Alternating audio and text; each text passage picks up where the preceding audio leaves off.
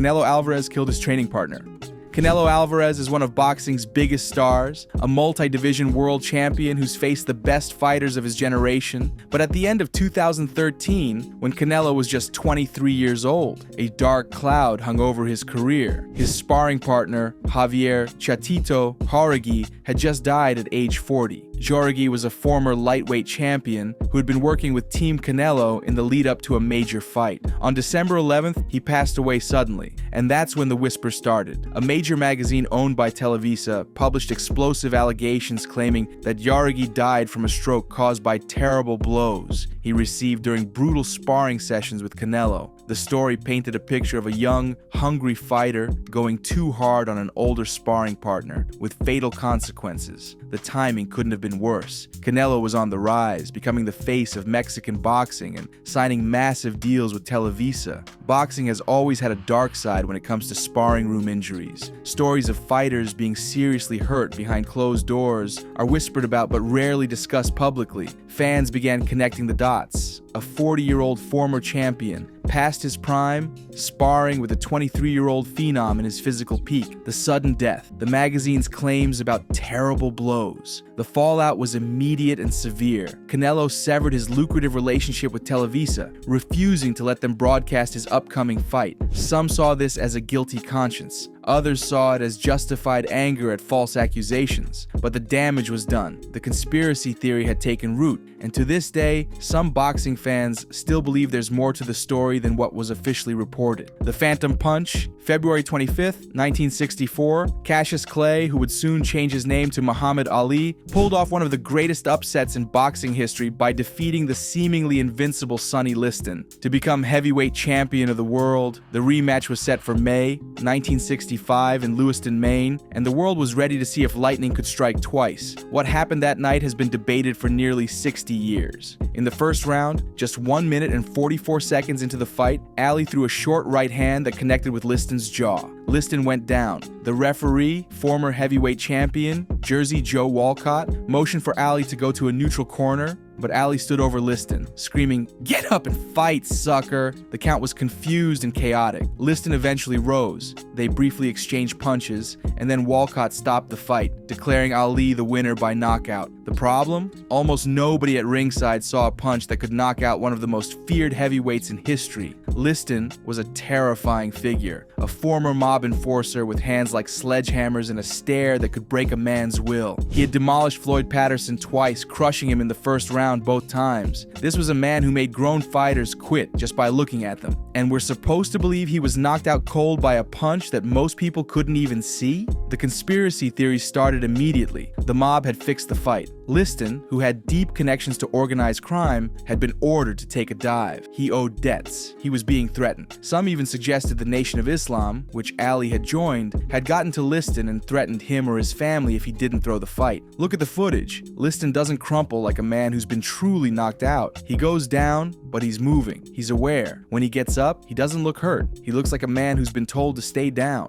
And that short right hand from Ali, analysts have studied it frame by frame for decades. Some call it a perfectly timed anchor punch that caught Liston coming in. Others say it barely grazed him. Then there's Liston's behavior after the fight. He showed no signs of injury, no swelling, no damage. In interviews afterward, he was evasive, uncomfortable, unable to explain what happened. He claimed he hurt his shoulder. He claimed the punch was harder than it looked, but he never sounded convincing. The most damning evidence? Nat Fleischer, the legendary editor of the Ring magazine who was sitting at ringside, went to his grave insisting the fight was fixed. He'd seen every major fight for 40 years, and he knew what a real knockout looked like. This wasn't it. To this day, the Phantom Punch remains one of boxing's greatest mysteries. Was it a perfectly executed counter that caught Liston at just the right angle? Or was it the most famous dive in boxing history, orchestrated by shadowy figures who controlled the sport from the shadows? Muhammad Ali threw the first Leon Spinks fight. Muhammad Ali was the greatest heavyweight of all time, 3-time world champion, and the most recognizable athlete on the planet. Leon Spinks was a 24-year-old kid with an Olympic gold medal and a professional record of 6 wins, 0 losses, and 1 draw. He'd been a pro for less than a year. On February 15th, 1978, they met in Las Vegas. and the unthinkable happened. Spinks won a split decision to become the new heavyweight champion of the world. It was one of the biggest upsets in boxing history. The kid with 7 professional fights had just beaten the legend, but something didn't sit right with a lot of people who watched that fight. The Ali who showed up that night looked like a shell of himself. He was slow,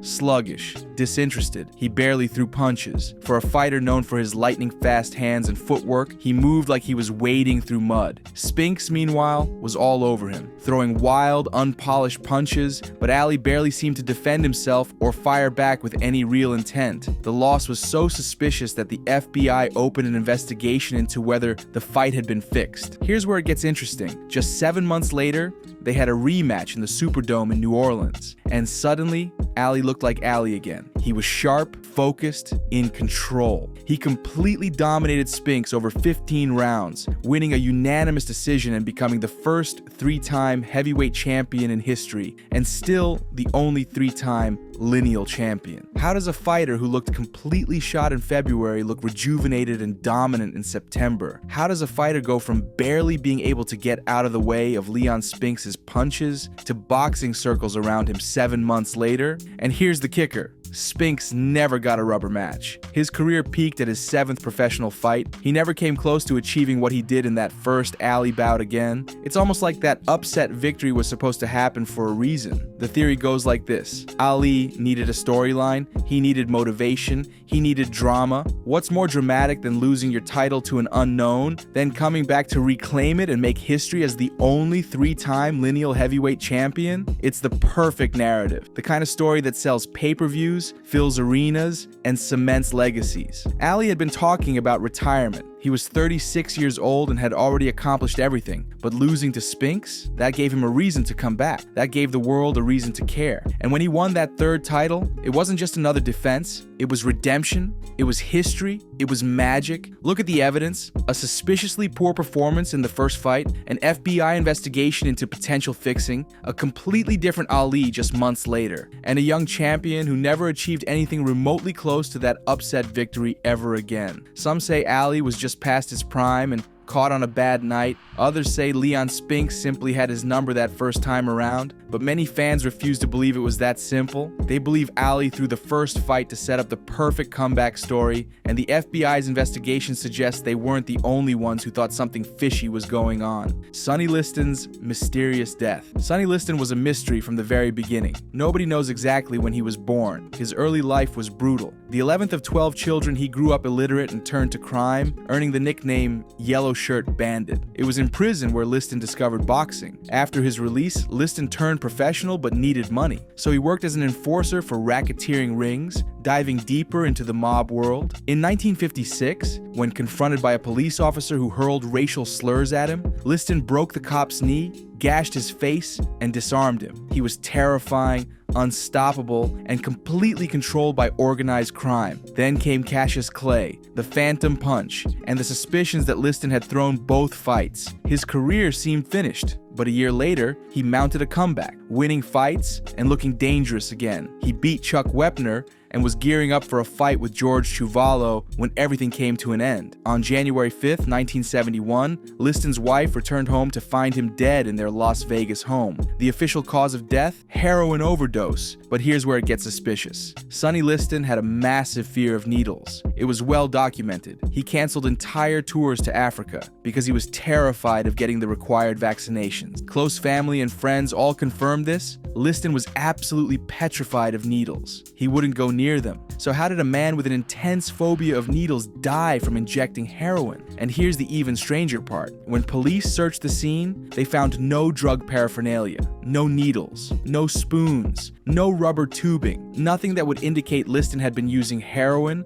or had the means to inject. For a supposed heroin user, there was zero evidence of drug use in his home. The theories about what really happened started immediately. Theory 1, the mob killed him. Over the Wepner fight, Liston was supposed to take a dive against Chuck Wepner. The mob had money on it, but Liston won the fight instead, refusing to go down. Some believe he was killed in retaliation for not following orders and costing the mob their betting money. Theory 2, he demanded too much money. Liston had been working as a mob enforcer for years. The theory goes that he demanded a bigger cut from his mob bosses, more money for his services. In the world of organized crime, you don't make demands. You don't disrespect the organization. Some believe Liston was killed as a message for stepping out of line. Theory 3, he was a rat. There were allegations that Liston had been informing local drug dealers to the police. In the criminal underworld, being a snitch is a death sentence. The theory suggests that he was given a lethal injection of heroin as revenge, forcibly injected by someone who knew exactly what they were doing. The most damning part of this entire story is what happened next. There was no official inquiry into Liston's death, no thorough investigation, and by the time authorities finally came to collect his body, it had decomposed so badly that a proper post-mortem was impossible. Any evidence of foul play was gone. A man with a documented fear of needles. No drug paraphernalia at the scene.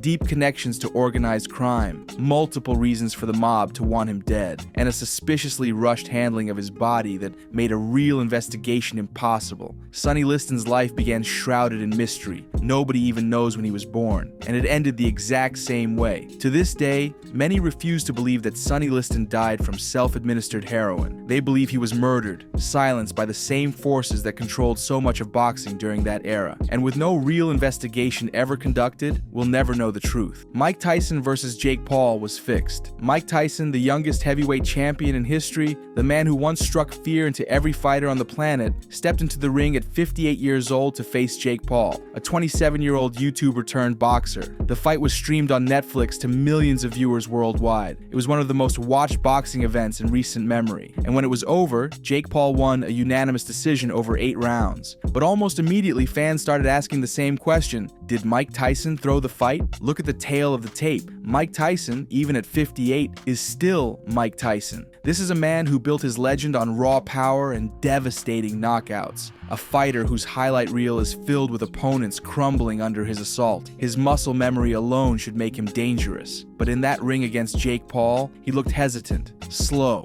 almost reluctant to engage. Tyson barely threw punches. For a fighter known for his aggressive, come-forward style, the peekaboo defense transitioning into explosive combinations, he spent most of the fight standing at distance, pawing with his jab, rarely committing to anything with bad intentions. The few times he did throw power shots, they looked pulled, like he was going through the motions rather than trying to take Paul's head off. Then there's the evidence fans caught on video. Multiple moments where Tyson appeared to land clean shots, Paul's head would snap back, and then nothing. No follow-up, no killer instinct. The Mike Tyson we knew would swarm on a hurt opponent like a shark smelling blood. This Mike Tyson just backed off and reset. The contract itself raised eyebrows. There were rumors of specific clauses, stipulations about how the fight would play out. Why would Mike Tyson, a man who once said his goal was to drive his opponent's nose bone into his brain, agree to a carefully choreographed affair? The answer, many believe, is simple: money. The payout was massive. Tyson reportedly made tens of millions of dollars for this fight. At 58 years old, with a complicated financial history, that's life-changing money. Jake Paul, meanwhile, gets to claim he beat a legend, even if that legend is 3 decades past his prime. It's perfect for both of them. Tyson gets paid, Paul gets credibility,